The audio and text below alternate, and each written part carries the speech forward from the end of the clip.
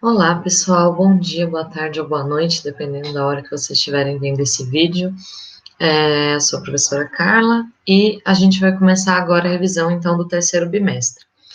Só lembrando que os conteúdos que a gente viu nesse bimestre foram a parte de interações químicas, química orgânica, relações de massa e estequiometria.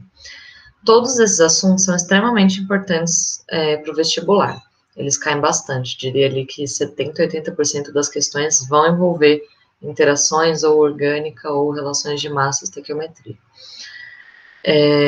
Eu selecionei alguns exercícios para a gente ver, vou fazer um vídeo para cada um dos 4 tópicos para não ficar vídeos muito longos. E aí, com base nos exercícios, a gente consegue ir abordando a teoria do que a gente viu, tá bem?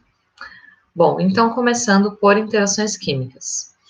Na parte de interações químicas, a gente tem a parte de ligações químicas e a parte de interações intermoleculares. Na parte de ligações, tem aqui um exercício selecionado da FUVEST, que é: considere o elemento cloro formando compostos com, respectivamente, hidrogênio, carbono, sódio e cálcio. Então, cloro com hidrogênio, cloro com carbono, cloro com sódio, cloro com cálcio. Com quais desses elementos o cloro forma compostos covalentes? Para a gente ter uma ideia disso, tem duas coisas que são importantes. A primeira delas é lembrar quantos elétrons de valência cada um desses átomos vai ter, para a gente saber se a tendência é mais de doar ou de receber os elétrons. E a outra coisa é lembrar se aquele elemento vai ser um metal ou um ametal, porque a combinação entre os dois elementos é que vai indicar que tipo de ligação a gente vai ter. Então, aqui, o cloro, ele é um ametal, ele tem 7 elétrons na camada de valência. O hidrogênio, ele é um ametal e ele só tem um elétron no total. O carbono também é um ametal, tem 4 elétrons de valência. O sódio é um metal, tem 1 elétron de valência. E o cálcio também é um metal e tem 2 elétrons de valência. Então, com isso, a gente sabe que o sódio tende a doar esse 1 elétron e o cálcio tende a doar esses 2 elétrons de valência. Já o cloro tende a receber 1 elétron se for uma ligação iônica ou compartilhar um par de elétrons se for uma ligação covalente. O hidrogênio, por ser um ametal, apesar de ele ter só 1 elétron, ele compartilha elétrons, então ele faz uma ligação. E o carbono, que vai ter 4 elétrons na valência, vai fazer 4 ligações ali. Agora a gente vai ver o tipo de composto. Então, o H, quando junta com o Cl, forma o HCl, porque eu tenho a ligação de um ametal com um ametal, então é uma ligação covalente.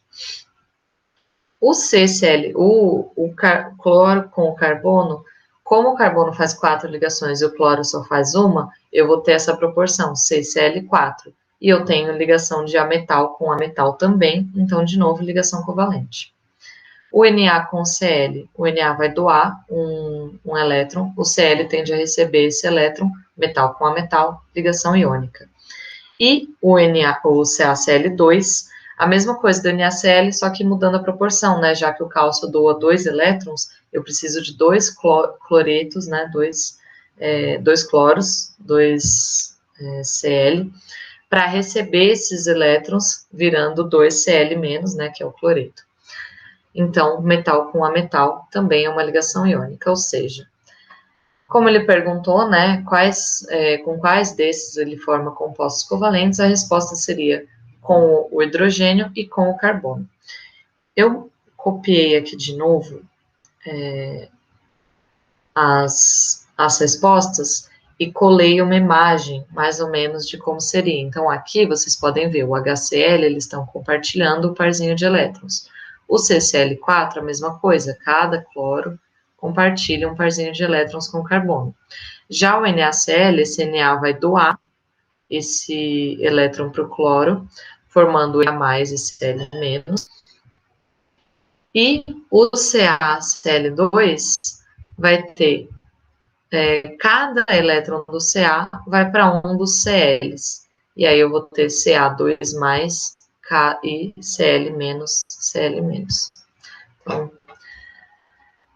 Então, essa foi a parte de interações químicas voltada para a parte de ligações químicas. Lembrando também que tem as ligações metálicas, né? Eu não abordei aqui porque elas não aparecem tanto, mas ligação metálica vai ser quando eu tenho metal com metal. E aí tem aquela ideia do mar de elétrons, né? Então, os elétrons livres para condução. Mas não costuma aparecer nada além disso nos vestibulares. A parte de interações químicas também tem uma parte ali de interações intermoleculares. Para essa parte, eu trouxe um outro exercício, deixa eu abrir, que vai falar sobre, para a gente relacionar as colunas com a coluna 1 e a coluna 2, né, indicando quais são as forças intermoleculares, né, ou interações intermoleculares da coluna 1, que acontecem nas moléculas que estão relatadas na coluna 2. Então, tem a amônia, a água, o acetaldeído, que é uma molécula orgânica, é um aldeído, o bromo e o cianeto de hidrogênio, ou ácido cianídrico, que é o HCN.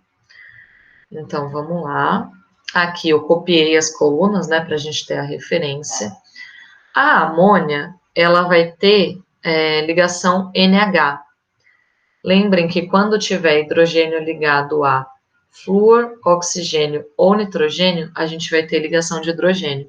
Então, por isso que a amônia estaria ali linkada com a coluninha, com o item 1 da coluna 1, ligação de hidrogênio.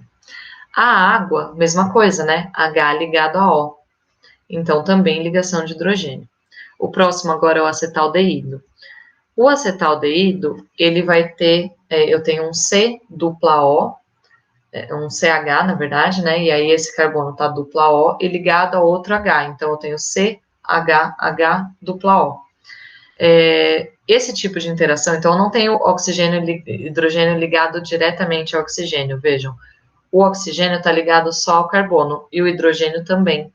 Então, por isso que não tem ligação de hidrogênio. Mas eu tenho um dipolo permanente nessa molécula, por isso que vai ser a interação dipolo-dipolo, também chamada de dipolo permanente. O D, que é o bromo, é uma molécula apolar. Então, a única interação que eu vou ter é aquela do tipo mais fraquinha, que é a interação de dipolo-induzido, também chamada de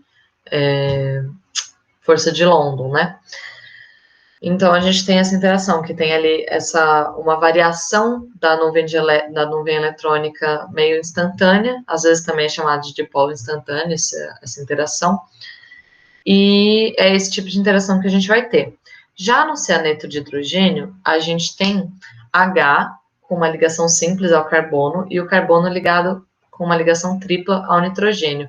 Vai ser de novo dipolo-dipolo, porque o nitrogênio é mais eletronegativo do que o carbono, que é mais eletronegativo do que o hidrogênio. Então, a gente tem um dipolo resultante ali apontando para o nitrogênio, né? Os elétrons vão mais ali para o nitrogênio. Então, tem um dipolo permanente. Tem aqui só da ligação de hidrogênio, né, da amônia e da água, para vocês verem mais ou menos como acontece. Então, essa interação não é uma ligação química, apesar desse nome, lembrem disso. É uma interação intermolecular. Mas essa interação, ela vai envolver o par de elétrons de um nitrogênio ligado a outros hidrogênios com o hidrogênio da outra molécula de amônia. Lembrando, intermolecular entre moléculas. Então, interações intermoleculares, a gente está falando de mais de uma molécula interagindo.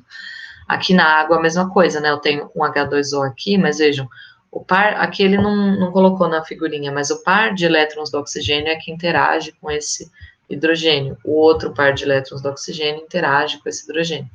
Esse hidrogênio também vai interagir com o par de elétrons de outro oxigênio da água. Então, é assim que funciona essa dinâmica. Lembrando que a eletronegatividade é uma propriedade química muito importante para a gente avaliar se temos ou não essa polaridade, uma polaridade, um dipolo permanente ou um dipolo induzido. Então, aqui, né, seriam essas as respostas: ligação de hidrogênio na A e na B, interação de polo na C e na E, e interação de polo induzido ou dipolo. Ai, já esqueci, acabei de falar. Dipolo induzido ou dipolo instantâneo na D. Aqui é um resuminho para vocês, então, das interações intermoleculares. Lembrando, essa primeira ligação de hidrogênio, que é hidrogênio ligado a flúor, oxigênio ou nitrogênio, é só nessa ocasião que eu tenho ligado diretamente, né? É só nessa ocasião que eu tenho ligação de hidrogênio, que é uma interação intermolecular muito forte, é a mais forte que a gente tem. Aqui o exemplo do HCl, que é aqui está força, mas é interação, então é interação de dipolo permanente. E por fim, o dipolo instantâneo, né, ou dipolo induzido, que é o que acontece em moléculas apolares, em que a gente não tem nenhuma diferença de eletronegatividade entre os átomos, mas ao longo ali do, do movimento mesmo da molécula, acontece às vezes de uma parte mais negativa. Isso aqui é um deltinha pequeno, delta minúsculo, que está falando densidade negativa e densidade positiva, ou seja, tem ali uma interação, em algum momento tem mais elétrons para um lado do que para o outro, e isso vai induzindo a nuvem eletrônica dos demais elétrons. Então, dessa parte de interações químicas, deixa eu só conferir. Isso mesmo. Dessa parte de interações químicas era isso. No próximo vídeo a gente vai ver sobre química orgânica. Deixa eu interromper aqui. E aí, qualquer dúvida é só falar com a gente. Até mais, gente. Até o próximo vídeo.